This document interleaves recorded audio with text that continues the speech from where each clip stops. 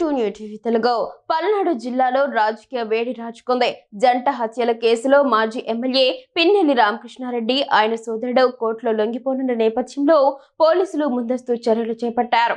ఇందులో భాగంగా మాజీ మంత్రి విడుదల రజనీని చిలకలూరిపేటలోని ఆమె నివాసంలో గృహ నిర్బంధం చేశారు. పిన్నెల్లి సోదరులకు సంఘీభావం తెలిపేందుకు విడుదల రజని మాచర్ల వెళుతున్నారనే సమాచారంతో పోలీసులు ఈ చర్య తీసుకున్నారు. ఈ పరిణామాల నేపథ్యంలో జిల్లాలో ఎటువంటి అవాంఛనీయ సంఘటనలు జరగకుండా చూసేందుకు గురజాల సబ్ డివిజన్ పరిధిలో 30 పోలీస్ యాక్ట్ను అమలు చేస్తున్నట్లు అధికారులు ప్రకటించారు. పల్నాడు జిల్లాలో సంచలనం రేపిన జంట హత్యల కేసుకు సంబంధించి వైసీపీ నేత మాజీ ఎమ్మెల్యే పిన్నెల్లి రామకృష్ణారెడ్డి ఆయన సోదరుడు వెంకటరామిరెడ్డి ఈ రోజు మాచర్ల కోర్టులో లొంగిపోనున్నారు. సుప్రీంకోర్టు ఆదేశాల మేరకు వారు న్యాయస్థానం ఎదుట హాజరు కాబోతున్నారు. ఈ నేపథ్యంలో జిల్లా వ్యాప్తంగా పోలీసులు కట్టుదిట్టమైన భద్రతా ఏర్పాట్లు చేస్తున్నారు.